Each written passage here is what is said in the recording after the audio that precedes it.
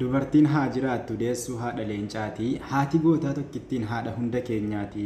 Gar tokkoon obboleettii gar tokkoon haadha keenya. Dubartoota qaqqaalii haa fudhannu fakkeenya. Guddistuu haadha gootaa qopheessituu galaati. Dubartiin haa jiraattu tolchituu waamaraati. Kan dubartii tuffatuuf dhagahu isiin dhaamaati. Dubartiin ibsituudha bobaatu akka shaamaati. Dubartii maleen toluu jiruun keessaaf alatti urgeessituu waa hundaa yeroo galan manatti. Gara laafettii namaa lolaaftuu imimmaanii umriin uf dheeradhuu nuuf jiraadhu jennaani. Inni haadha kabaju dubartiif bakka laattee duniyaa qofa miti boruu jannata nyaatte. Fuula itti hin guurin yeroo galtu manatti sesseeqadhuu taphadhuu itti kolfi jaratti. Kabajii bakka laadhuuf ittiin baay'isin lola arrabsu osoo hin taane jaraaf kabajaat tola. Imaluuf gaafa kaate waamtee siif laatti galaa xiqqeenya osoo hin taane jaraaf kabajaan mala. Gammachuun simatti gaafa galtu manatti kan dubartii jaallattu barreessi as jalatti.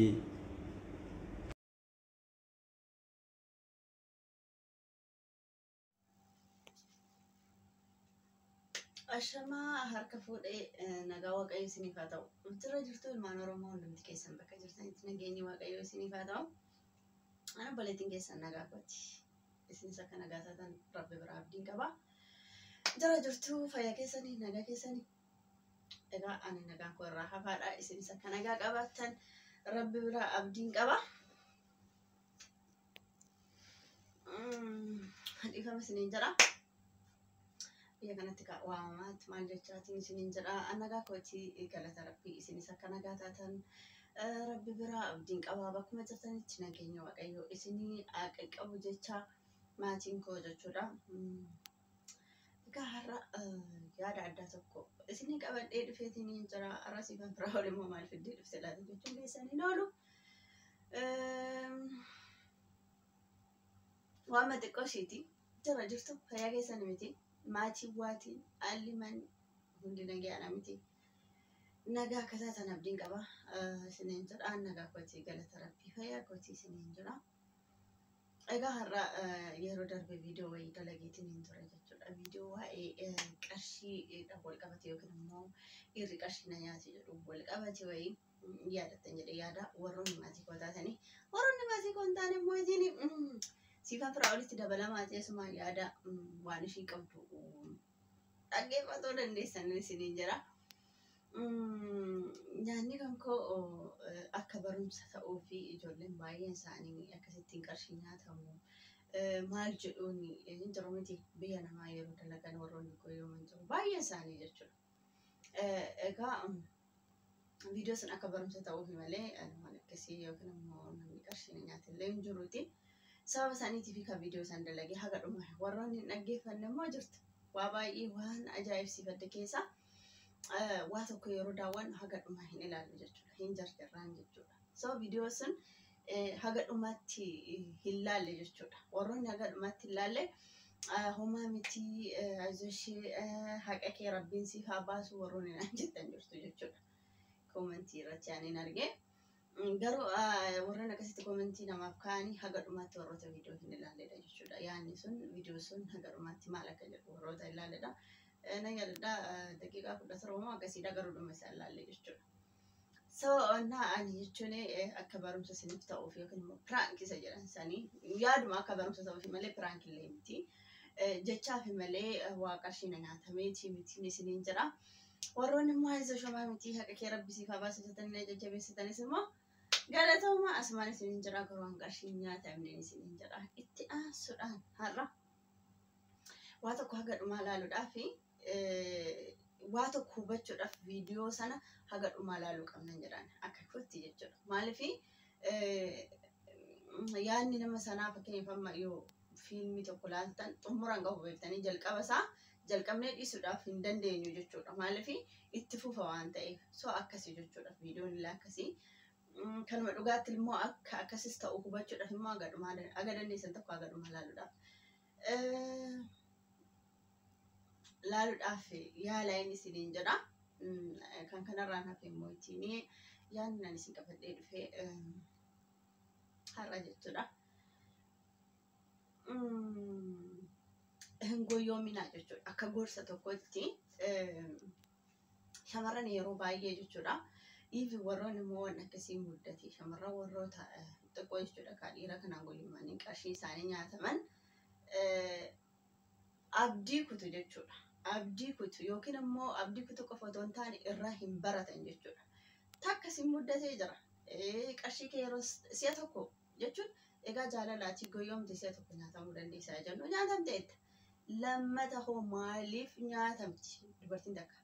Irraa barachuu qabda. Inni sun yoo si sobe kan ammoo ittiin kanaanis sanaanis si'a sadi dubartii si'a sadi sobamteen hin beeka jechuudha. Si'a sadi jechuun an jaalalli sun utaaloo ta'ee akkasitti hin daddarba hin utaalan fakkaata.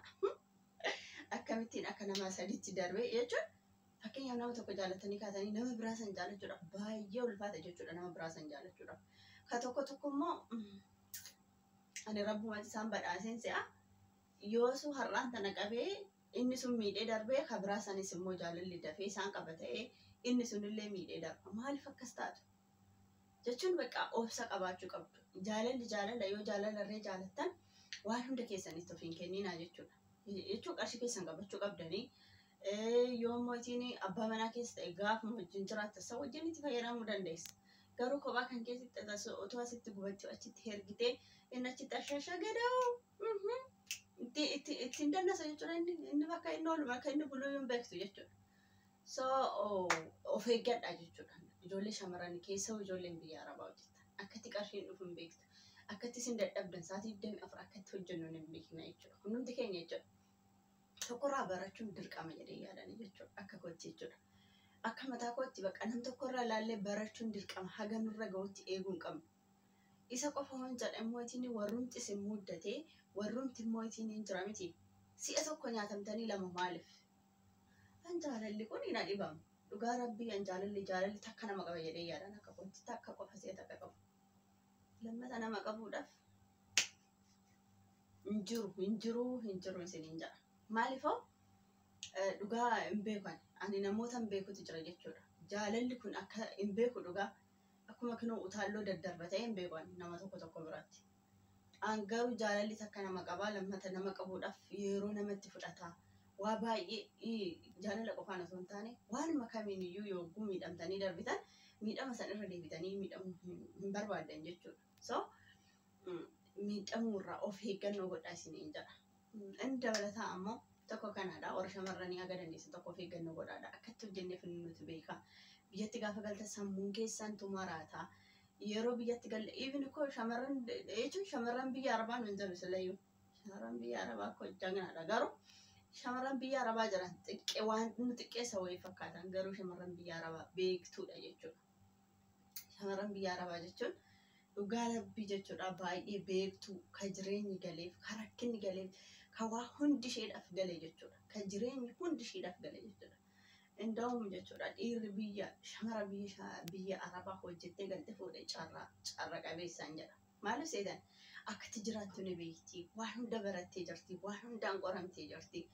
Jireenyi maal akka ta'e isheedhaaf gala. So shamarran biyya arabaa minaamin warra jettan kun achumatti nurraa dhaaba. Isiniin jechuun jaaladha. Ishee jechuun bakka warqee jechuu beektu dhugaa warqee jechuudha. Haala jireenya akkamittiin akka mana ishee jireechuu gaggeessuu dandeessu. Akkamittiin jireenya akka jiraattu sirriitti bareechitee beekti jechuudha. Mana barumsaa warroonni biyya jirtan barattanii eebbifamtanii maal jettanii hojii qabattanii shamarran biyya arabaa immoo jechuudha. Waanuma hundaan kan namaa rifattu dandeessu jechuudha. Dandeessu waan hundaa jechuudha. Dhugaa isinitti hima. Waan hundaan kan eebbifamteedha jechuudha. Isinii galee carra qabeessa jechuudha. Dhiirri shamarran biyya arabaa fuudhee jechuudha. Isinii galee. So akkasuma isiniin jedha. Kan kanarraa naaf immoo warroonni miidhamtanii darbitanii yookaan immoo gaafa asii galtan qarshiin keessan yookiin iddoo sanitti isin eegu gama maatiitiinis haa ta'u gama maaliitiinis haa ta'u qeeqa adda addaatiin kan sammuu shamarranii gadi cabsutu jira beektanii. Yoo maatii ta'e fakkeenyaaf jaalallee tokko qabaattee ta'u isatti xiqqoo argite hundumaa yoo argubatte jechuudha yookiin maatiidhaa gootee maal goote isheen dhiiraaf laattee akkas taate achi dhuftee akkas taate homaa qabattee dhufnee maaloon taane akkas isiniin jedhu. Fakkeenyaaf maybe narras waan ga'ee jiraachuu danda'a jechuudha yoo gama kanaan isinii fudhadhu. Yoo yaada qabaattan yookiin immoo waan na gaafattan yookiin immoo seenaa siifan firaa walirraa waa hubachuu waa barachuu oguu barbaaddan immoo koomentii jalatti naa kaa'a. jechuun jalqabarraa kaasee guyyaa tokko haasa'uun barbaada jechuudha. Siifan maal akka taate akkamittiin akka guddatti ijoollummaa kootii kaasee dhugaa dubbachuu taanaan rakkina keessatti hin guddate jechuudha. Dhugaa isinitti himaa jechuudha. Rakkinni yeroo sun rakkadhe sun anaaf barumsa, anaaf cimina, anaaf jabina naaf ta'e malee ammaan tanatti baay'een itti gammada waan keessa darbesan ijoollummaadhaan hawaa hin darge waan ta'eef jechuudha. Biyya kana dhufee otoo hin ta'in biyyuma kootirraa kaasee jechuudha. Ijoollummaa kootii.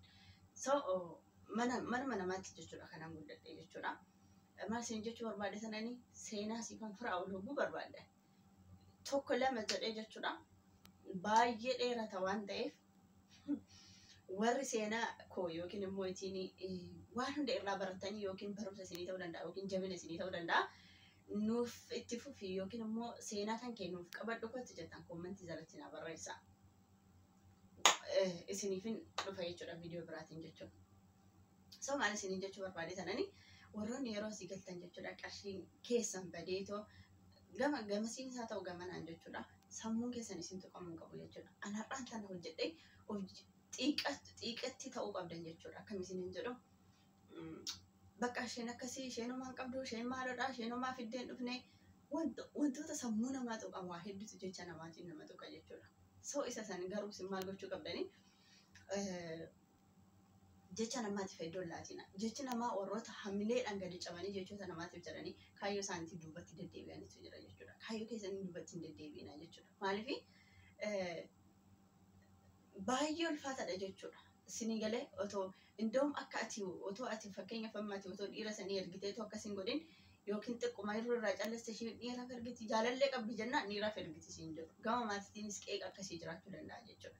Otoo ati hin ergin ergite jedhanii ittumayyuu akka ati itti ergitu warroota si taasisantu jira jechuudha. Dhugaa warroota naannoorraayis yookiin immoo gama kootiinis kan nama mudatu jira tura. Akka ati itti ergitu jechuudha. Maaliifan akkas isiniin jedhaa? Otoo itti hin ergin erga isaan iyyuu akkas jedhaniifa warroonni kaayyoo isaanii gatanii warra karaa akkasiitti goorantu jira jechuudha. Isin karoora qabaachuu qabda. Dursitanii ani eenyu an akkuma nam kamitti hojjedhee jiraachuu qabu. Of jijjiiruun hin danda'a. Kan kaleessa darbe sun akka barumsaatitti naaf ta'uu qaba. Borummaa an jabdu tan ta'ee waan namni siin cabsan gassi cabsuun qabu jechuudha. Ittumayyuu jabaattee waa hedduurra ga'uu dandeessa jechuudha. Dhugaa isinitti hima jechuudha. So ani fakkeenya isinii fudhadha jechuudha. Toreera biyya kana ergaan dhufeeti. Jecha waa'ee jecha namaa kan sammuu namaa gadi cabsu jechuudha. Otoo ani nama jechoota namaa qabu ta'eeti har'aan tanaa isin jiru jechuudha. Isin jiru waan isin hin jedhu bakka yookiin immoo jireenyi koo badaa ta'uu danda'a jechuudha. Jechoota namaa abalus jechuu baadhu. In galtaa gaafa galtu wanta ati yaadde sun bakka sanitti isin eegu isiniin jedha. Yookiin immoo ittiin qarshii isaa ta'u yookiin immoo waan yaaddisan si dalaguu baachuu danda'a. Yookiin immoo lafaan bita manan bita yookiin qarshii si hanqachuu danda'a. Inni sun immoo bakka itti dhufee si guutuun tura ofii keetii dalagde malee si gala. So maal siin jedhanii ati immoo karoora sanaaf bakka amma tana qabadhee akkas godhe yeroo kanatti jettee karoora wayii qabaachuu dandeessa. Namni kun sammuu qaba karoora qabaachuu dandeessa. Gaafa ati galtee bakka wanti sun yookiin immoo ka qabdu sun yookiin ka hojiirra illee si hin dandeenye ta'e yookiin waa tokko waan karoorsite san ka si hin dandeenye ta'e gamana deebi'uu filanna jechuudha shamarran. Gaafa as deebite namoonni maal siin jedhaseeti. Kanoo dhuftee fixxee deemte dhuguu akkas goote homaan qabdu maaloon qabdu akkasiin jedhu jechuudha.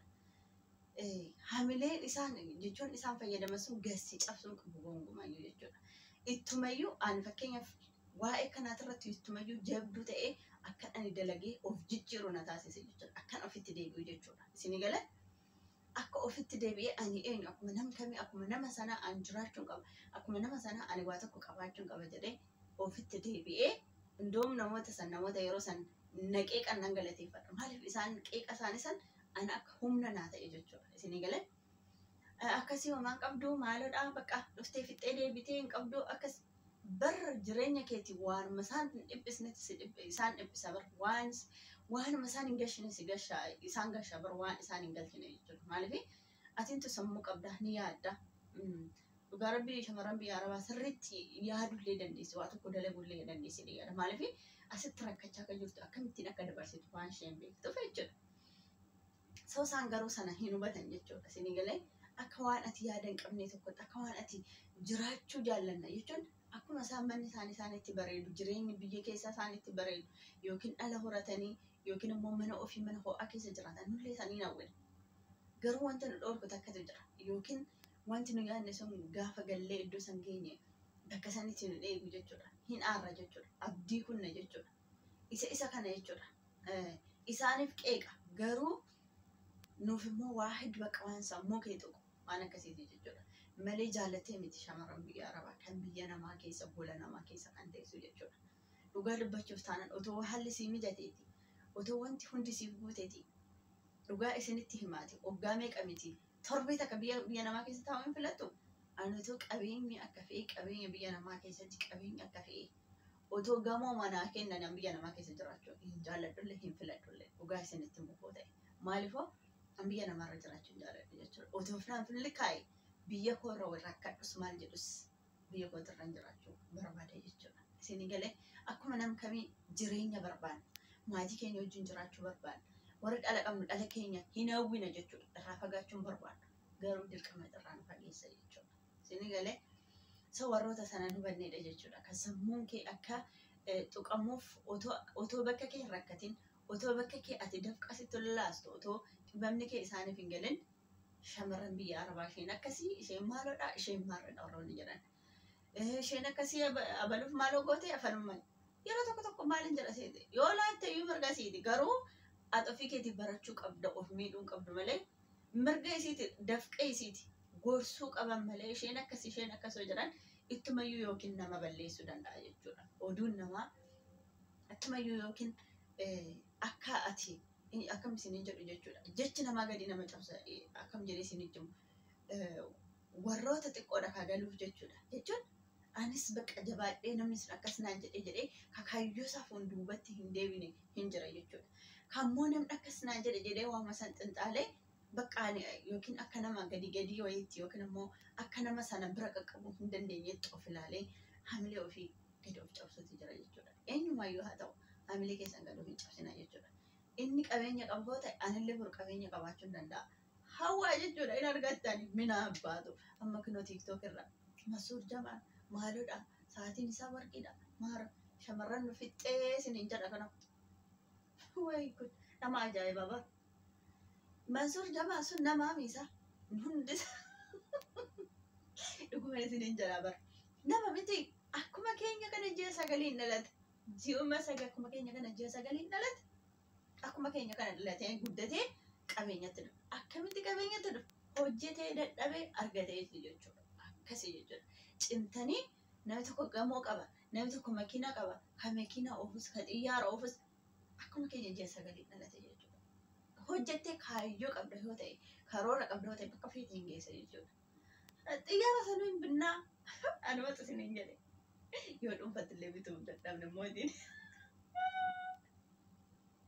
Walitti baasnee binna ishee afshiri ijoollee biyya Arabaa hin shakkina takka illee dhuguma isiniin jiraate.